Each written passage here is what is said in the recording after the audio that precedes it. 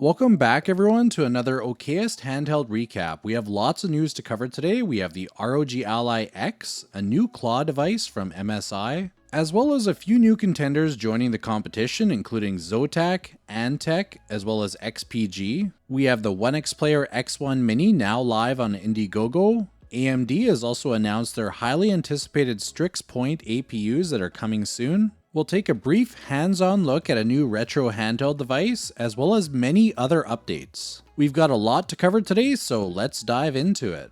We'll start off with our quick news. The first thing up is the Zotac Zone. This is a new handheld device that was announced at Computex, and it's looking to be a pretty strong contender. I'm going to fly through some of the stuff that we've learned about it, but feel free to check out the links in the description if you want to research a little bit more. So first of all, there's only going to be one SKU, so this isn't going to be one of those devices where you buy 16 gig, 32 gig, or any of that, or different storage sizes. It's basically one SKU, and that's what you get. So for that one SKU, what you get is an AMD Ryzen 7 8840U with 16 gigabytes of LPDDR5X RAM at 7500 megatransfers per second. We have Hall effect joysticks and triggers. We have a Windows Hello camera. And a very interesting feature is there's actually dials that are around the joysticks. This is probably to adjust brightness, volume, or maybe some other features. Some that are at the conference have mentioned that the D-pad is a little bit clicky, so I imagine similar to the Legion Go. The speakers are down-facing. The face buttons have been described as mushy. There are two trackpads on the left and the right. Probably one of the most notable features is the AMOLED display. It's 7 inches, 120 Hz, but it does not have VRR. There's two buttons on the bottom right, probably for different features, we're not sure what yet, as well as a button on the bottom left that I think was called the Zotac button, most likely to open the software. There's two USB 4 ports on the top and the bottom. We do not have a fingerprint reader on this device, so don't expect that. The bumpers click everywhere, so they're really good bumpers, kind of like the ROG Ally.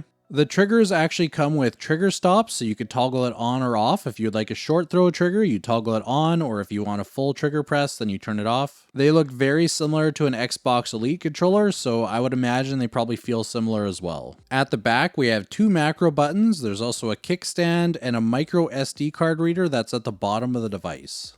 If you'd like to get more insight from a hands-on perspective, there is a video from PC World that I recommend checking out. I will link it down below. It's where I got a lot of the information from, and they go quite in depth, so feel free to check that one out if you're looking for more information.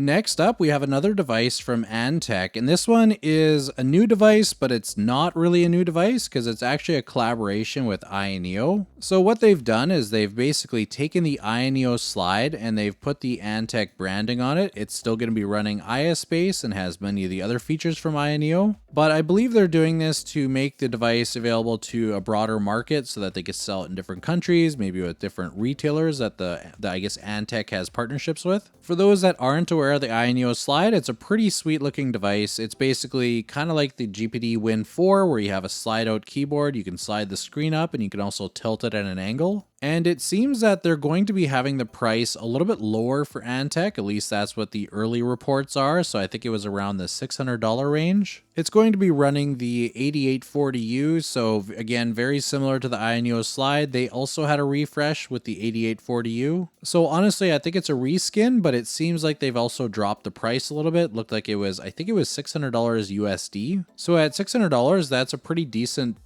price for this. I've heard good things about the AYANEO slides, so I would imagine that all of those good things would carry over to this. Next, we have another handheld device that was announced at Computex, and this is the XPG Nia. This device is definitely the most interesting of the bunch. So this one has that new LPCAMM2 RAM that's going to be upgradable by the user. Supposedly you can remove a panel at the back, I think under the kickstand, and then you'll have full access to that as well as the SSD. Another interesting aspect of this device is actually the screen. So it's kind of similar to the AYANEO slide where you could tilt it up. I don't believe this one slides, it just tilts. And during an interview, the reason for this was they were really considering like ergonomics and I guess discomfort in your neck when you're looking down, so they wanted to alleviate that a little bit. I've never had a device that could do that, so I can't really speak to its effectiveness, but it's definitely interesting to see that they're implementing that. Another thing about this device is they're really targeting people that like to do modifications. Like I myself do some modifications, but there's some out there that do quite a bit more extreme, like those ROG Ally battery mods, for an example, or those Legion Go backplates. You know, they're not super extreme, but they're definitely something that's a little bit outside of what I do. So this device really should be right up their alley. They're going to be releasing the CAD files so people could take the back shell, for an example, modify it how they would please, and change it up to be what they want. They haven't mentioned what APU it's going to be using. I guess they can't really announce that. If I had to guess, they're probably going to target using that new Strix Point APU when that comes out. We also don't have a release date, so we're going to have to stay tuned watching this one. They are targeting like $500 to $600, so it looks like a really interesting device. I'll add this one to my growing list of handhelds that I'm watching, the ones that aren't released yet or are released in other countries, so let's hope that this one comes out soon and that we're able to learn more about it. If you want to learn more, check out a video that I'm going to drop in the video description. They did an interview with somebody from the company so we can get a little bit more information about the device and kind of the philosophy behind what they've made. Next up, very quickly, the PSVR 2 is going to be getting an adapter so you could use it on your PC. This adapter is going to cost $59.99 and it's supposedly releasing on August 7th.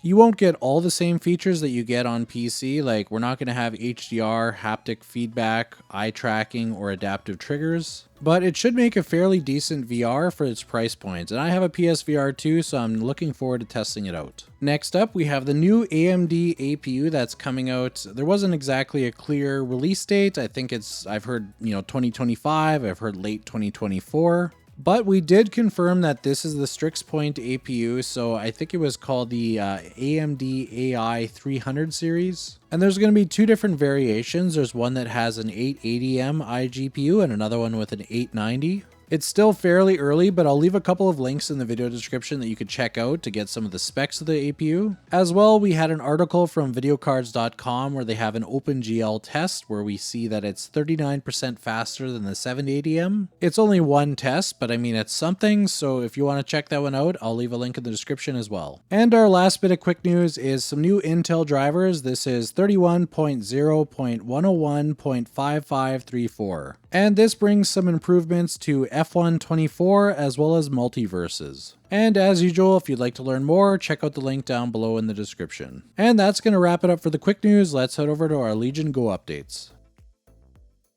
For Lenovo, I only have one thing to cover today, and that's a rumor that's been going around of a new device dubbed the Lenovo Legion Go Lite. This is coming from an article from Windows Central where they say that sources, I guess, familiar with Lenovo's plans or close to Lenovo, they don't say who, have mentioned that they're going to be releasing a lower cost version, so maybe one without detachable controllers, maybe a smaller screen, something that would be a little bit more alongside, let's say, the ROG Ally, for an example. It's rumored to be using a Z1 or Z1 Extreme chip, so it's just going to be a lower cost version of the Go, maybe a little bit smaller, and supposedly a little bit cheaper. Unfortunately, there isn't really anything else to go off of right now, so we're going to have to wait till we hear official word and if this is actually a thing.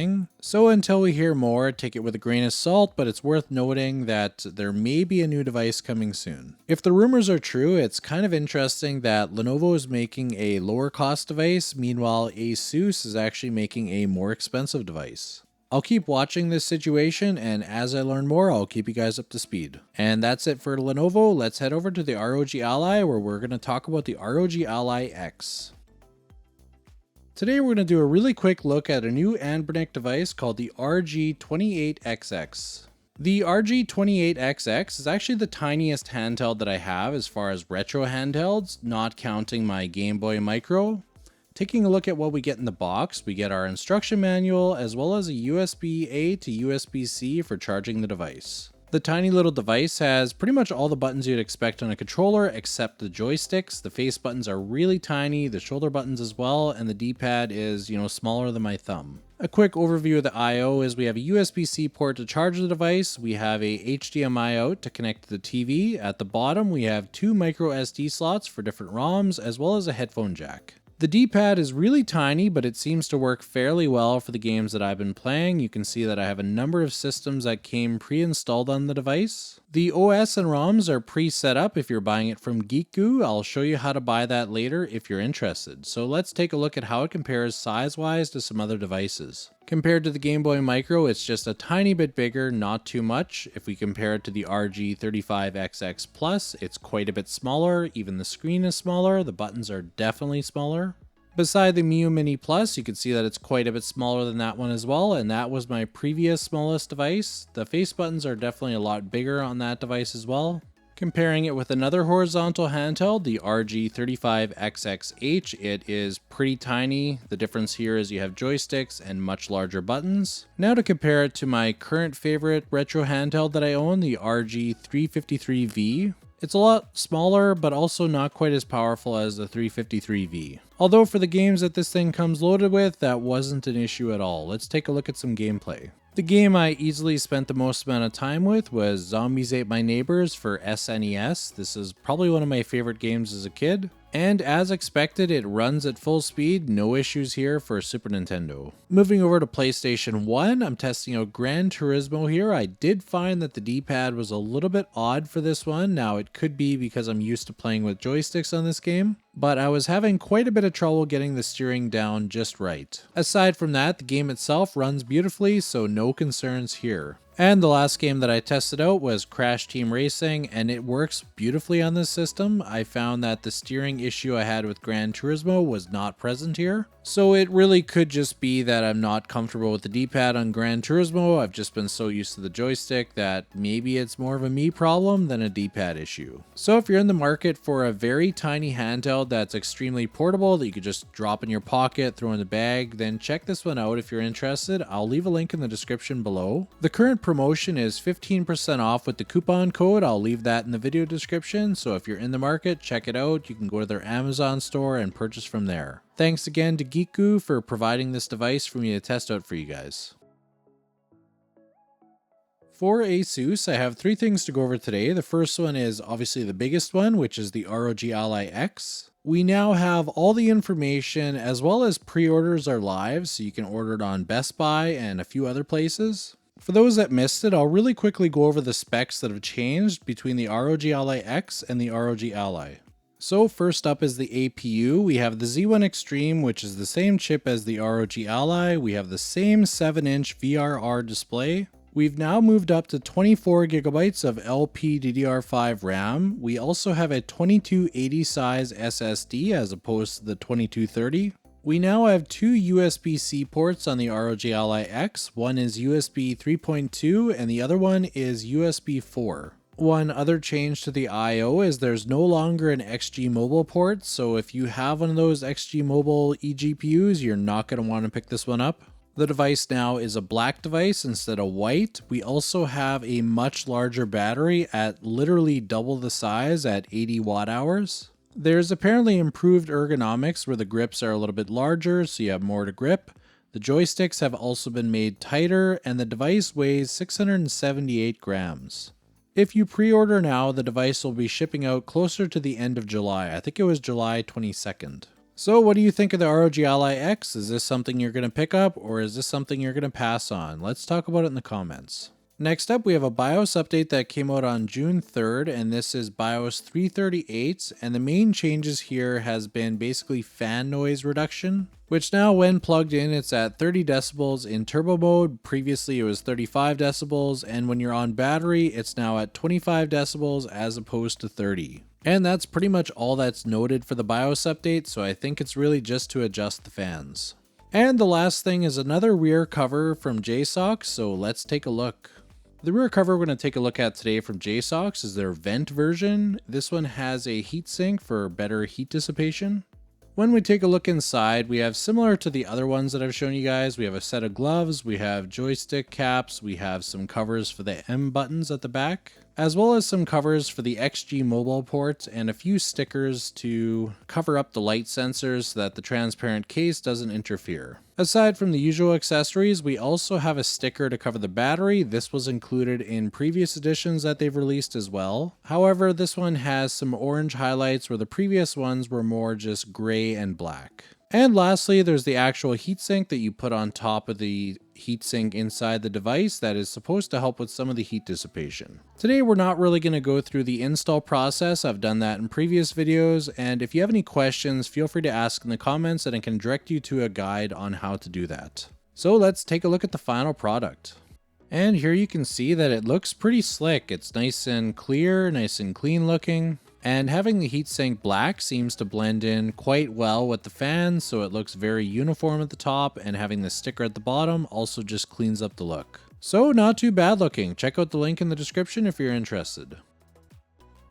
For MSI, I have a few updates to go over. The first one is the Intel drivers that I covered in the quick news section, so if you're interested in that, head back to that section and check it out. We also had a BIOS and an MSI Center M update that enables overboost, which helps performance across the board with most games. I personally have not had a chance to test it, but I've heard mixed results. It seems like it does help, but not as much as people would hope. The changelog from the latest BIOS says that it modifies the setting synchronization correctness between the BIOS and the application. Not entirely sure what that entails, but I think it involves that overboost mode. We had another bit of big news that came out of a new MSI Claw model that's coming out likely in September, and this is the MSI Claw 8.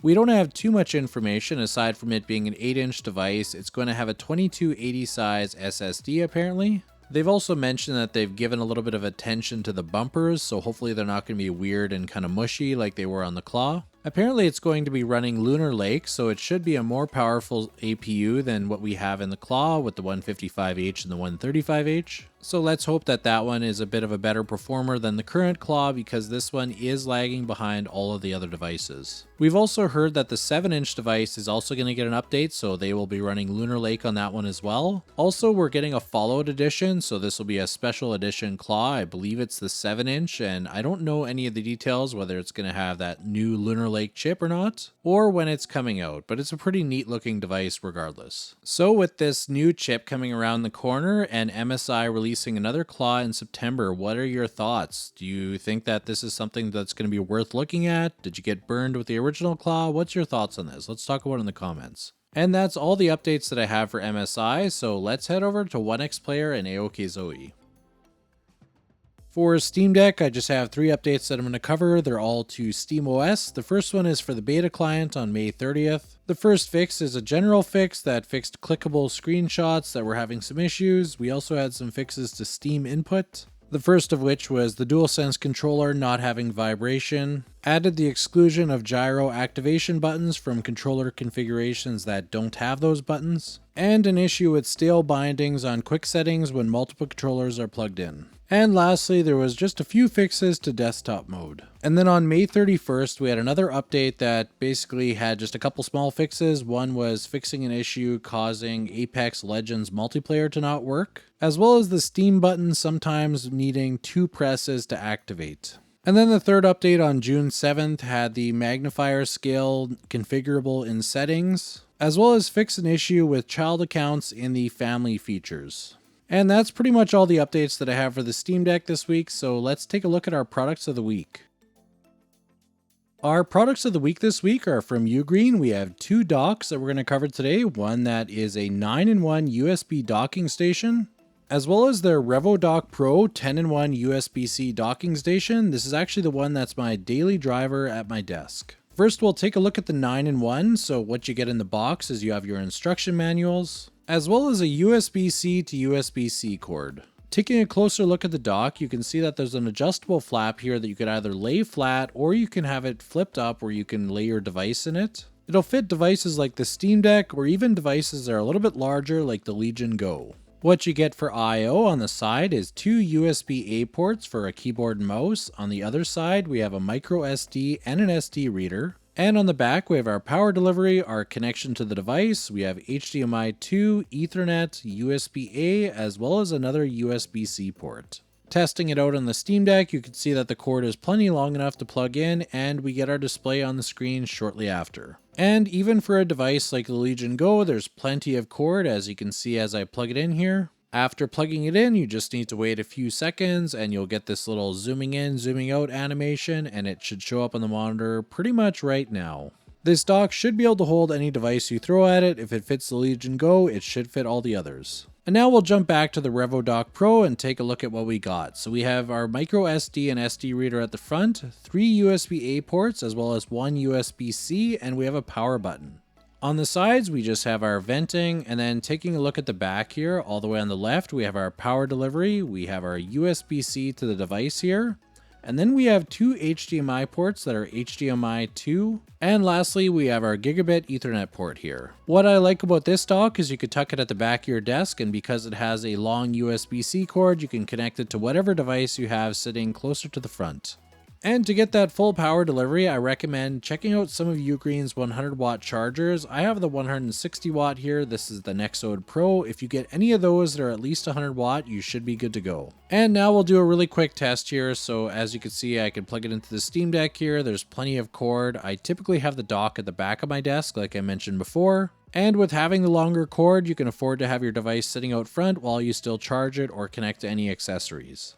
And another thing is having this power button's kind of handy. You could just turn it on or off if you'd like to connect to the monitor or disconnect. So as I turn it back on, you can see that the monitor turns on again. Or I can simply turn it off if I'd like to disconnect. If you're interested in any of these devices, I'll leave links in the video description. Check it out. Thanks again to UGREEN for providing these for me to test for you guys.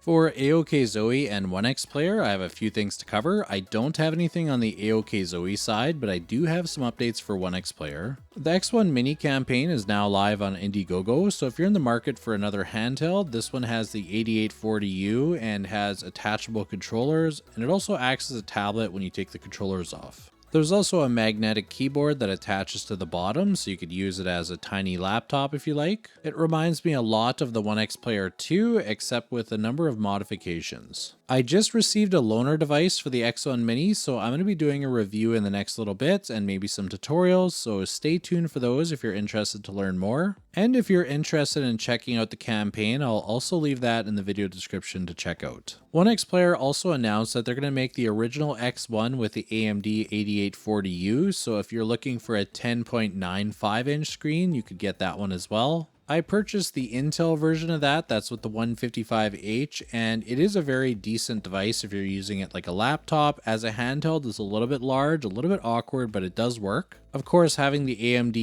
8840U versus the Intel Meteor Lake chip, it's going to be a lot more performance, so I would recommend if you're going to get one of these X1 devices, get the ones with the AMD chip rather than the Intel. So that one's going to be coming out later this week, and it's going to be launching directly on their Onexplayer store website, so I'll leave a link for the store down below. It's not necessarily going to be the product link, but you can find it from there, likely sometime later this week. The only other update that I have for Onexplayer is the Intel drivers that I covered in the quick news section, so if you have one of the X1s, head over to the quick news section, take a look at the Intel driver update. And that's all that I have for updates for AOKZOE and Onexplayer, and I actually don't have any updates for AYANEO aside from what I covered with Antec in the quick news. And for GPD, they did have a dual screen laptop, but they don't have anything handheld related, so I'm not going to be covering that today. So that brings us to the end of the news recap. I hope that you enjoyed this video, and thank you for watching.